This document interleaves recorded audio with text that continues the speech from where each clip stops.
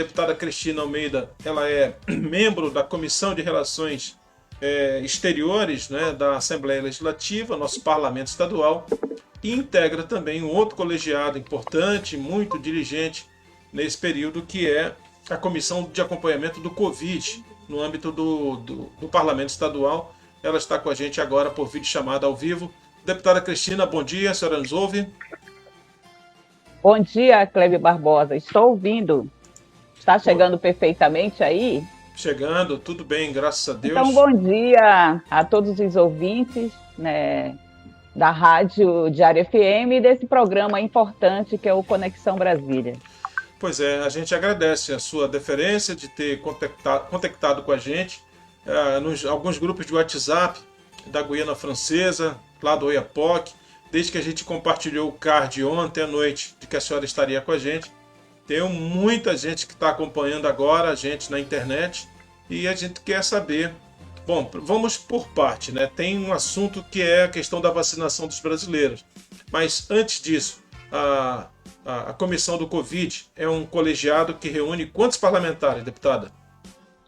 Olha, a Comissão do Covid reúne 8 parlamentares da Assembleia Legislativa e tem a missão de fiscalizar. Nós tivemos momentos muito tensos, né, e continuamos dentro principalmente da capital Macapá, e proporcionalmente vai chegando dentro de alguns municípios com mais intensidade. Se criou-se essa comissão para que nós tivéssemos alguns deputados trabalhando de forma permanente, sem interrupção, como uma linha de frente da Assembleia Legislativa, no sentido de realmente fiscalizar, fazer com que a população fosse atendida da melhor forma possível, né, na prevenção, principalmente, da pandemia e no controle, né, de quem realmente já estava com a doença. Não é uma tarefa fácil, porque o estado do Amapá já vinha sofrendo um colapso na saúde, e quando chega a pandemia, que era algo novo, né, não era do conhecimento da maioria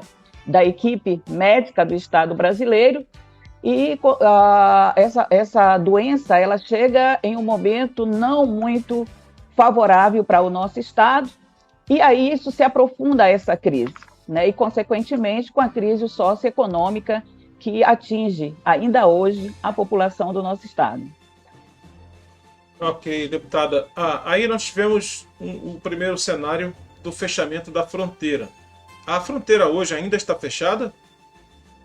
A fronteira continua fechada, é um decreto do Estado brasileiro, né, e posterior ao fechamento da fronteira em todo o país, foi que a França, né, a Guiana, se posicionou também posterior ao fechamento. O fechamento da nossa fronteira, o primeiro ponto foi sair um decreto presidencial onde tratou todas as fronteiras de forma igual. Aí nós já saímos em desvantagem. Nós temos as nossas peculiaridades da fronteira, né, local. Nós somos uma fronteira que temos a divisão de um rio, o rio Oiapoque, diferente de muitas fronteiras terrestres, e a forma dessa relação é por conta da nossa moeda, né? Nós estamos trabalhando de real com o euro, né, que é uma moeda, é a única fronteira que tem esse diferencial muito grande. E isso não foi levado em consideração. A fronteira continua fechada, aconteceu um impacto muito forte na economia nossa do Brasil. Imagina que hoje um euro está custando R$6, né? Então, a hora que o brasileiro atravessa para lá, o nosso R$1 ele vai para 6. Então, você dificilmente passa para lá, que não seja para trabalho, para estudo, porque o custo de vida para nós sai muito alto. Mas o inverso, quando os guianenses vêm para o Brasil, ela realmente fomenta a economia do Oiapoque, e isso chega até a capital. Para ter uma ideia, o município de Oiapoque, antes da pandemia, ele era o único município do nosso estado que não tinha sido afetado através da crise econômica. Por quê? Porque ele está ali numa relação muito confortável, né, com a presença dessa relação transfronteiriça de 2 países de cidades gêmeas, ali com as cidades gêmeas, São Jorge e Oiapoque. Quando chega essa interrupção, ela não vem agregada a benefícios e contrapartida para a população para que aconteça esse isolamento. Para você ter uma ideia, ano passado, o ano letivo da Guiana começa em agosto. Eu vou dar um exemplo aqui da educação, que é primordial. A educação, ela é prioridade no Brasil e a educação, ela é prioridade na Guiana Francesa. Quando chegou em agosto, que iniciou o ano letivo lá, começa em agosto, diferente do nosso, nós tínhamos os alunos que tinham atravessado para Oiapoque, porque estavam sem estudar, e fechou a fronteira e foram impedidos, né, um número significativo de alunos de retornar, porque a fronteira estava fechada. Então, foi todo um trabalho da nossa comissão, dialogando com a Prefeitura de São Jorge, porque existe uma legislação que os alunos que estudem na Guiana, eles têm obrigatoriamente que residir na Guiana. Tanto é que, no momento da matrícula, é apresentado um documento de residência fixa. Então, como justificar a ida desses brasileiros para lá?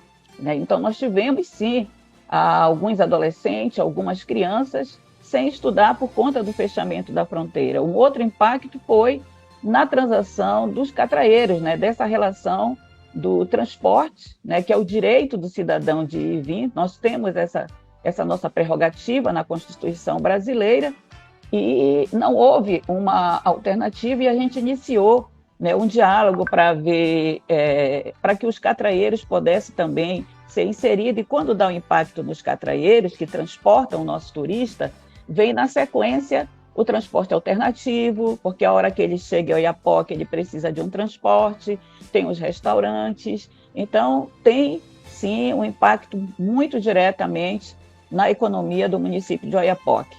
A Lília Azevedo, nossa colega de bancada, na bancada virtual nesse período, ela está lá na casa dela, ela também vai interagir com a senhora. Lília, fique à vontade. Bom dia, deputada. Bom dia, Lilian. A minha pergunta é com relação à transmissão do vírus. Teria como essas barreiras serem abertas, mas ter esse freio na transmissão do vírus? Seria inserido algum tipo de protocolo? Porque a gente sabe que uma das formas de maior contágio do Covid é justamente em viagens, em situações assim. Foi estudado protocolos de segurança, de higiene, para tentar fazer esse transporte? Foi tudo muito rápido, né? Quando aconteceu, não houve tempo para isso e não houve interesse. Veja só, a relação entre nós, Oiapoque e Guiana Francesa, ela se dá entre países. Nós fazemos aqui uma interlocução, mas toda decisão ela é presidencial. E hoje é notório para toda a sociedade brasileira que nós temos problemas de relações internacionais pela postura do presidente da República, presidente Jair Bolsonaro. Então, não houve essa preocupação. Nós temos, para você ter uma ideia, nós ficamos sem representatividade na Guiana por um tempo. Desde que saiu a vice-cônsul Cristiane, que era da Guiana Francesa, que é a nossa maior representatividade no Brasil, na Guiana Francesa, o cônsul titular, ele era do quadro de risco. No momento que inicia a pandemia, pela idade dele, ele se afasta. Aí retiraram, puxaram a vice-cônsul e nós ficamos com o consulado sem ninguém.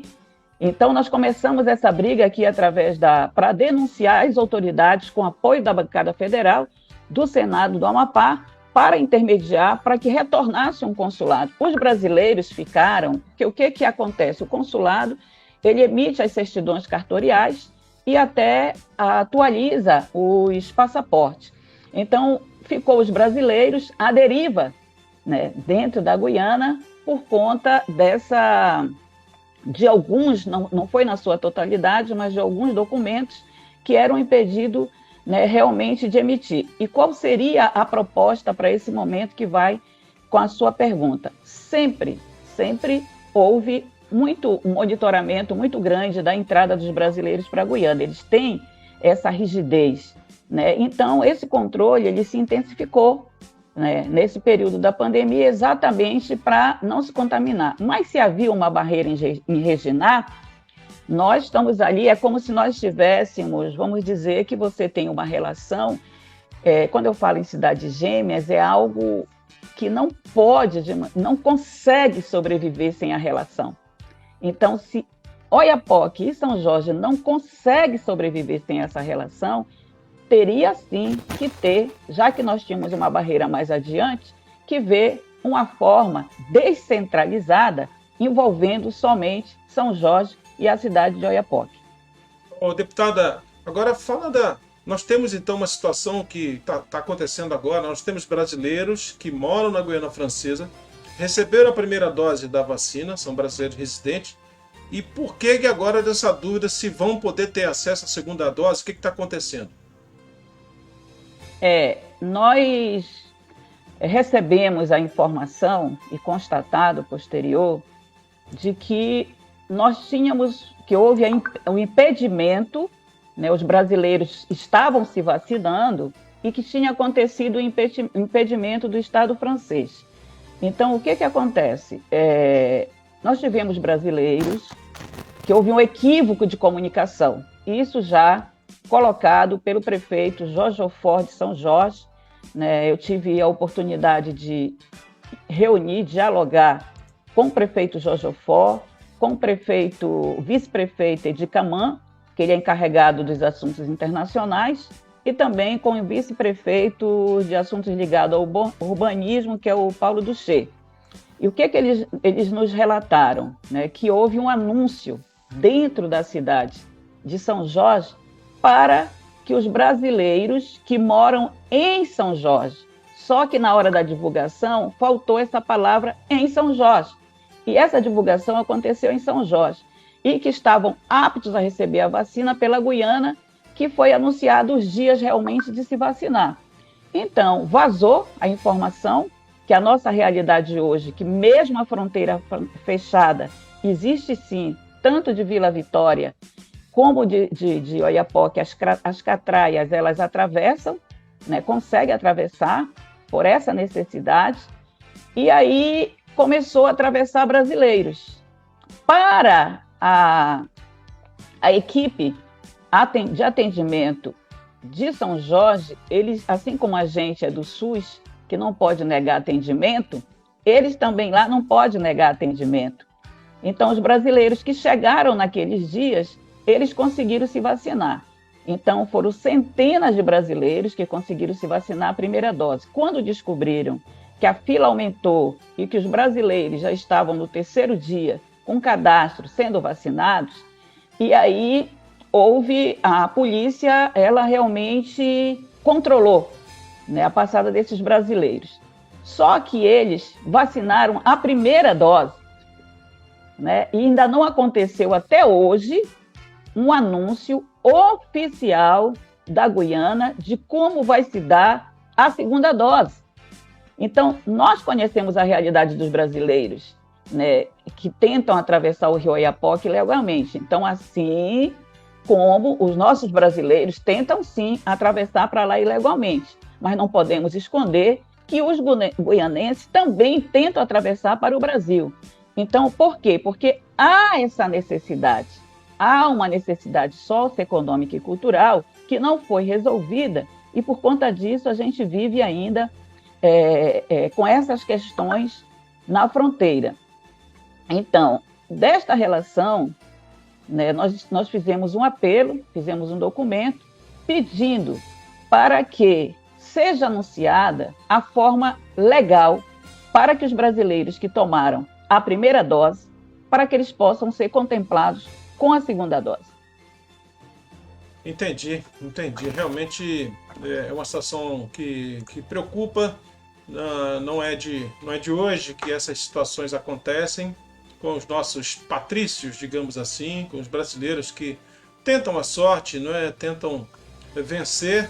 A gente sabe que historicamente, né, deputada, houve por parte da França, no começo, tinha demanda por mão de obra, ainda tem hoje demanda por mão de obra brasileira. Essa mão de obra foi muito bem-vinda, principalmente no boom aí que foi com a construção da base espacial na cidade de Kourou, mas depois de uns tempos para cá, os brasileiros viram que passou gente demais, passou gente sem controle. Há uma estimativa aí de 40 mil brasileiros, né, em situação não regular em território estrangeiro, em território da Guiana, mas não dá para tapar o sol com a peneira de que eles são fundamentais, fazem um serviço, são necessários, são úteis. Agora precisa regularizar essa situação com relação à imunização desse contingente de brasileiros. Você tem ideia de quantos?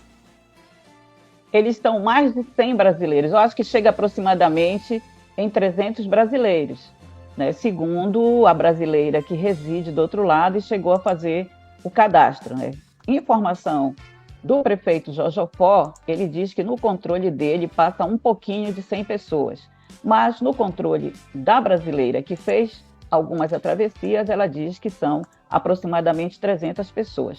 Quando você falou nessa travessia, a Comissão de Relações Exteriores já reuniu esse ano, assumiu esse ano o novo cônsul geral do Brasil na Guiana, que é a nossa maior autoridade lá. E nós já tivemos esse ano 2 reuniões, inclusive com a Polícia Federal também, que controla os brasileiros. Então, nós, mesmo em pandemia, nós colocamos uma meta para esse ano de 2021, que é a realização de uma campanha Brasileiro Legal, né, que é para a gente estabelecer, esclarecer e ajudar os brasileiros que desejam ingressar no país vizinho de maneira legal. Né? Nós também continuamos na luta para que o traslado do corpo dos brasileiros falecidos na Guiana, a gente possa ter realmente um termo de ajuste de conduta, porque precisa que a Guiana entregue na ponte, fazer esse transbordo, entregue na ponte o corpo e de lá para cá o nosso Estado passa a assumir, né, essas despesas desse traslado. O outro é a isenção do visto, né? A isenção do visto dos brasileiros aqui que tentam atravessar é uma luta antiga. Todos os países que têm fronteira não precisam pagar o visto, né? E aqui no Amapá a gente tem realmente essa burocracia. A outra é o plano de abertura da fronteira, que vai exatamente contemplar a pergunta da Lívia, né? Que seria um plano de abertura da fronteira, ou seja, providência dos órgãos de saúde para evitar a propagação do vírus, né, a partir desta relação próximo com a fronteira. E também reiterar o ofício ao Itamaraty, comunicando a necessidade do Brasil passar a configurar no anexo 2, que é uma circular da DAP PMJ 4, do Ministério da Justiça da França. O que diz isso? Hoje nós estamos figurados no anexo 2. Se nós passarmos, aliás, o anexo 1, o que quer dizer isso para a segurança pública? Hoje, o preso brasileiro na Guiana, o Brasil não tem como solicitar as informações que não seja com autorização do preso. Então, se você quiser saber por que os brasileiros estão lá presos, o tempo que eles estão, é muita burocracia, é muita dificuldade, porque nós estamos figurados no anexo 1. Então, nós precisamos figurar no anexo 2 para que nós, brasileiros, tenhamos direito a essas informações. Entendi. São questões muito técnicas, não é? Mas que a gente, à medida que a gente avança e parlamentares como a senhora, os técnicos, socializam essas informações, compartilham essas informações, o bojo, né, o conjunto da sociedade vai se apropriando delas. Claro, quem tem familiar na Guiana Francesa sabe a dificuldade que é de comunicação, né, a dificuldade de documentação, ter acesso a essas pessoas. Essa comissão, é preciso fazer justiça aí, esse colegiado que a senhora agora faz parte. Lá atrás, parlamentares de outras legislaturas, como o próprio Paulo José, fizeram um trabalho de vanguarda.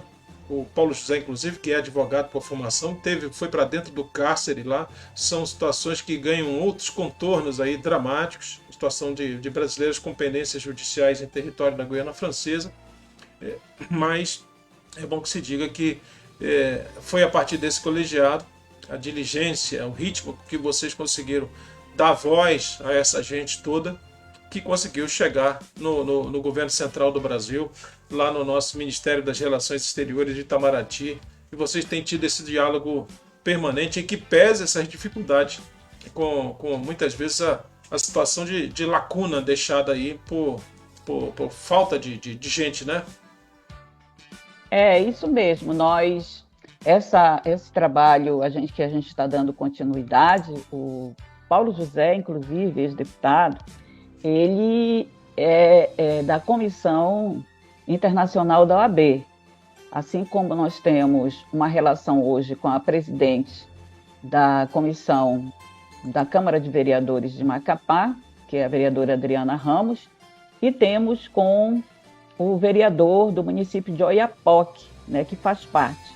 E dentro da Assembleia Legislativa, esse trabalho só é possível pela unidade também da nossa comissão, né? Nós temos o deputado, a deputada Thelma Gugel, o deputado Jorel Eiras, deputado Paulinho Ramos, deputado Jaime Pérez, e a gente consegue realmente fazer essa relação.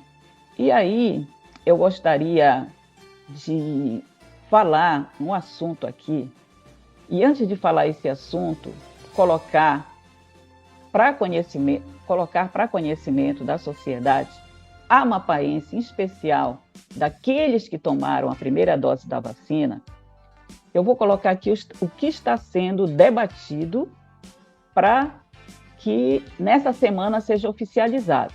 Pode haver alguma mudança? Pode, porque eu vou falar aqui para vocês algo que não foi oficializado. Mas o que está sendo debatido hoje?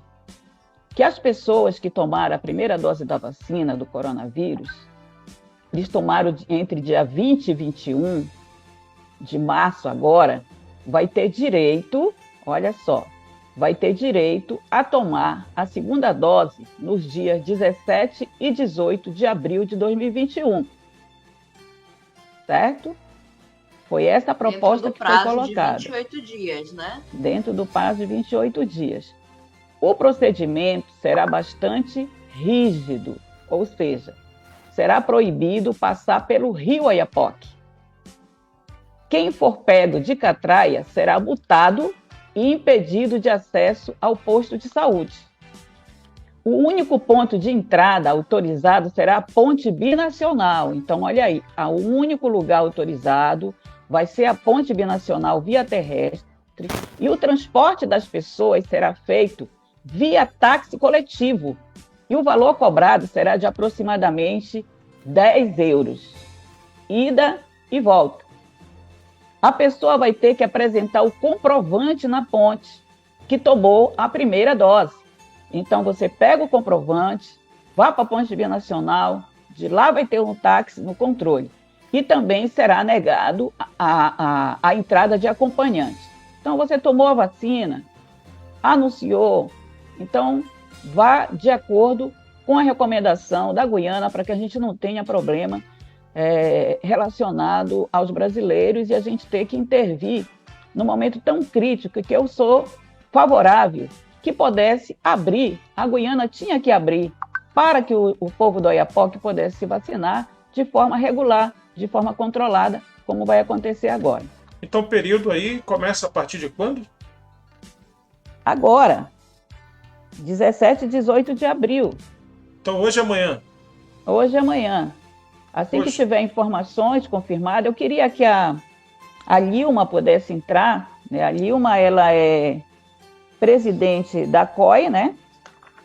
A COI, que é a Associação Comercial e Industrial de Oiapoque, porque ela reside na Guiana, eu falei com ela ontem, para que ela pudesse dar uma palavra aqui conosco, né, diante de todo esse cenário aí que nós estamos vivenciando. A gente compartilhou o link para ela entrar aqui no chat e ela ainda não entrou, viu? Mas aqui na nossa live, o Rangel Araújo disse que está curtindo o programa e tem uma irmã que mora lá na Guiana Francesa e já tomou as 2 doses da vacina, diz o Rangel Araújo, viu? A Lilma está postando aqui para mim que ela não está conseguindo, que a internet está muito ruim. Ok, né? Está então foi muito isso. ruim. Mas numa outra oportunidade ela vai poder falar, né, as dificuldades melhor, porque ela está vivenciando isso lá. Ela tem dupla nacionalidade e tem todos os dados de como isso impactou, porque ela é realmente a presidente da Associação do Comércio do município de Oiapoque. Muito bem, o promotor de justiça aposentado Paulo da Veiga entrou aqui na nossa live. Ele está lá em Minas Gerais, diz que admira, cadê? Diz que admira o seu trabalho, está parabenizando. Obrigada. Tem muitos comentários aí. E, Deputada, Kleber, esses a brasileiros, Margarete portanto, que Marques. já receberam a primeira dose, independe de questão de idade, grupo de risco, atividade profissional, se apresentar na Ponte Binacional, comprovar, olha, já tomei a primeira dose da vacina, tem direito à segunda dose, é isso? É isso, porque na Guiana, eles, quando liberaram a vacina ela não vem condicionada a essas etapas de idade que nem aqui no Brasil. Então, a hora que vacina lá, abre a vacina é para qualquer pessoa, não é por idade. E aí foi muito os brasileiros que se vacinaram nesses dias lá, então foi independente da idade também. E da mesma forma vai ser agora para a segunda dose. Só precisa ter o comprovante e apresentar na ponte binacional, que lá terá o táxi, né, para levá-los até o local. Perfeito. Deputada Cristina Almeida é membro da Comissão de Relações Internacionais, Relações Exteriores, né, da Assembleia Legislativa e também é do Comitê de Covid, a Comissão do Covid, acompanhamento ao Covid, no âmbito da nossa ALAP. Deputada, muito obrigada por ter falado com a gente hoje e a gente fica aqui à disposição, mande notícias aí. Tá, muito obrigada, um bom dia, um bom final de semana aí para todos nós e energia positiva. Nós não podemos deixar se abalar por esse coronavírus, basta ter fé. Deus sabe o que é melhor para nós. Um bom dia. Bom dia, um abraço. Bom dia.